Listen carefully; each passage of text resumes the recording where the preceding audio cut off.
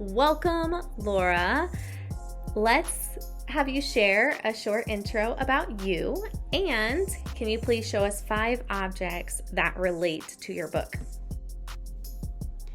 Hi, my name is Laura Parnum, and I'm the author of the middle grade novel Peril at Price Manor. This novel is what I like to call horror humor, so it's got horror elements, but it's a lot more funny than scary. It's perfect for kids who already like the horror genre and for kids who are just becoming interested in reading some horror. It's about a 12-year-old girl named Halle who loves horror movies, and she wants to be a horror movie actress when she grows up.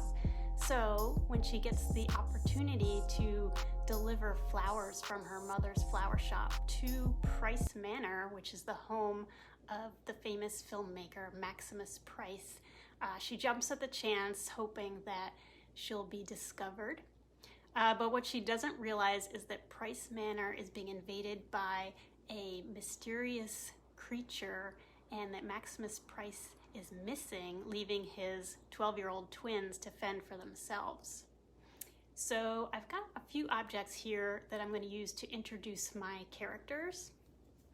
First, I have a rose. So this, I told you that Halle is delivering flowers to Price Manor.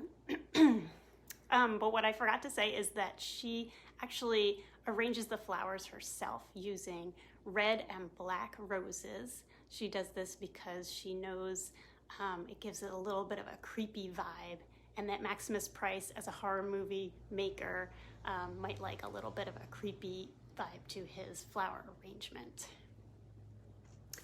Next, I have a disco ball.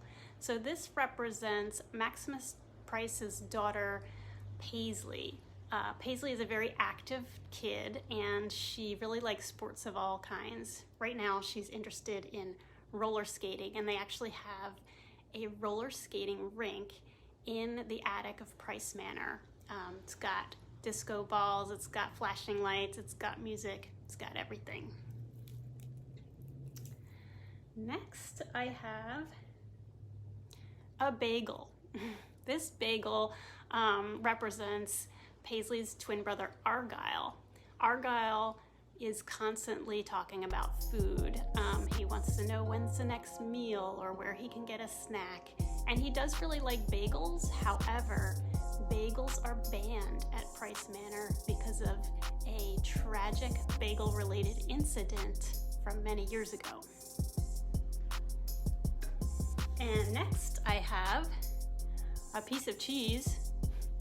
And this isn't just any regular piece of cheese. This is stinky cheese. Maximus Price loves stinky cheese. And last, I have a tentacle. So the mysterious disappearance of Maximus Price is due to this slimy tentacled creature that is invading Price Manor. Help us get to know Halle by sharing what she likes and dislikes. Halle loves horror movies, as I mentioned before, and it's actually bordering on an obsession for her. Her knowledge and passion for horror movies is something that her classmates and her mom really don't understand. The only person who shares this appreciation with her is her Aunt Rona. One thing that Halle dislikes is roller skating, actually.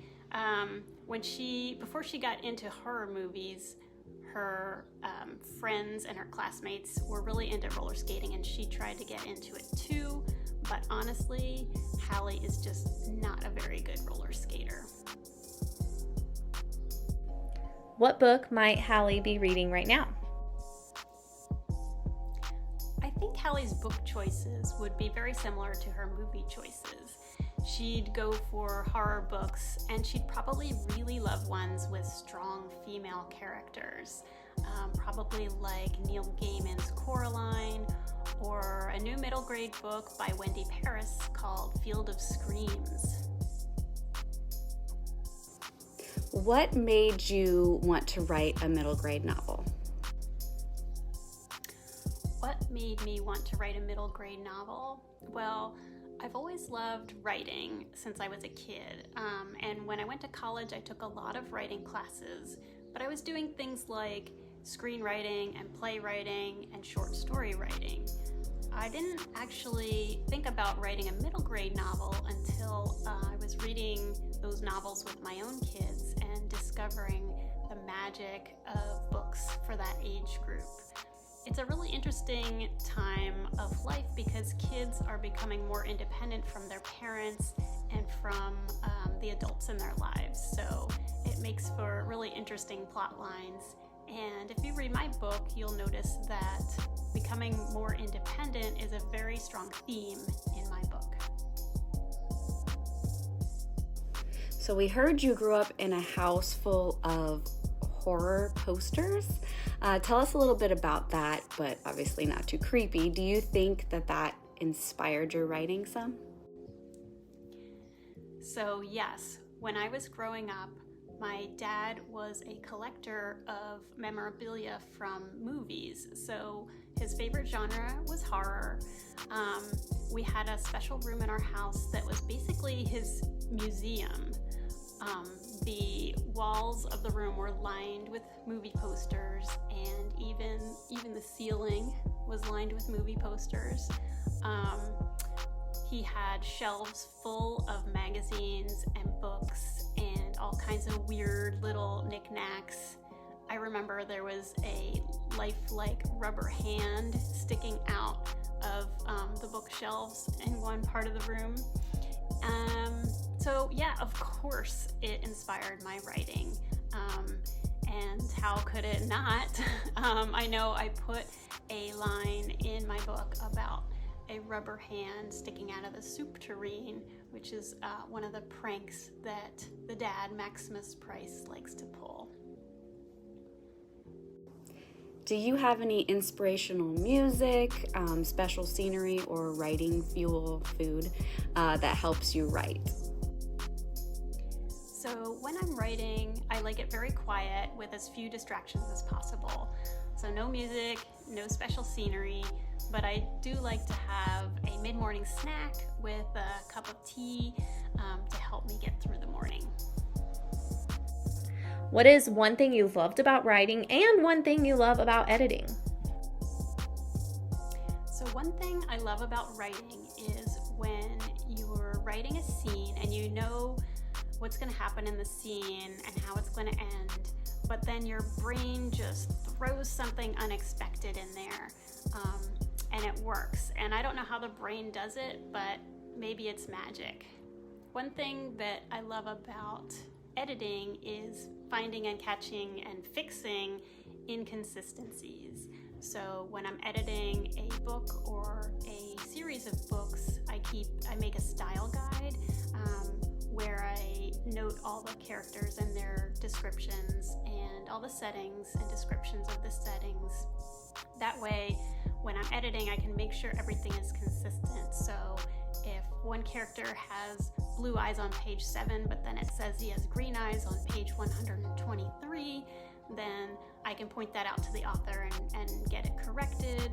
Or if the house has like a wooden deck in book 1 of the series, but then in book 3 of the series, it says it has a brick patio, that's another inconsistency that I like to find and catch.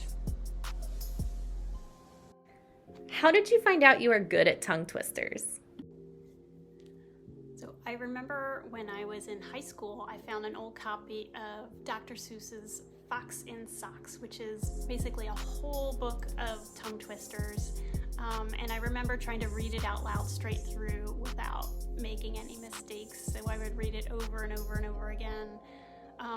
Nowadays, my favorite tongue twister is, you know New York, unique New York, you know you need unique New York. You guys want to give it a try? Okay, can you show us your turtle that does bite and your snake that doesn't bite? Yes, I can show you my turtle and my snake. First we have my turtle, Hamlet. Hamlet is a musk turtle, which is a type of aquatic turtle, and I got him in 1994, so he's pretty old. And he really doesn't like to be picked up. You can see he's wiggling his foot around a little bit, like, put me down. So I am gonna put him down. And then next I have my snake. This is Monty, who's a ball python, and he's very gentle and he does like to be picked up. Monty is more than 30 years old, and he has performed in magic shows and for kids' birthday parties, and also he was in a documentary film, so he's kind of famous.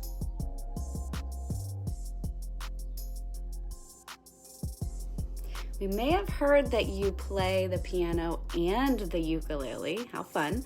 Would you be willing to play an instrument for us? Well, my piano's downstairs, and so is my ukulele, but I do happen to have this random accordion here.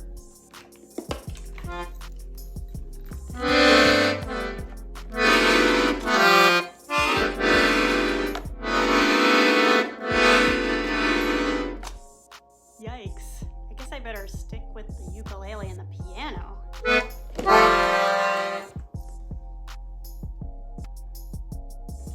Could you walk us through a quick writing activity? Sure. So here's a writing activity to help you get your creative juices flowing. Think about an emotion. For this example, let's use fear. Now write down the following. Make a list of things that fear might smell like. Then make a list of things that fear might sound like. What does fear taste like? What color is fear? Write down all these things. What tactile feelings might invoke fear? Now, when you're writing a scene that uses the emotion of fear, you have some ideas to incorporate into your scene. It was so much fun chatting with you, Tiffany and Alexis. Thank you so much for having me on. Watch out for slimy tentacled creatures and turtles that bite. And happy reading to you and to all of your viewers. Thanks again. Bye. Laura, we had such a great time chatting with you today. Thank you so much for hanging out with us. And to all our viewers, we hope that you want to pick up Laura's books and make sure to follow her on all of her socials. Take care.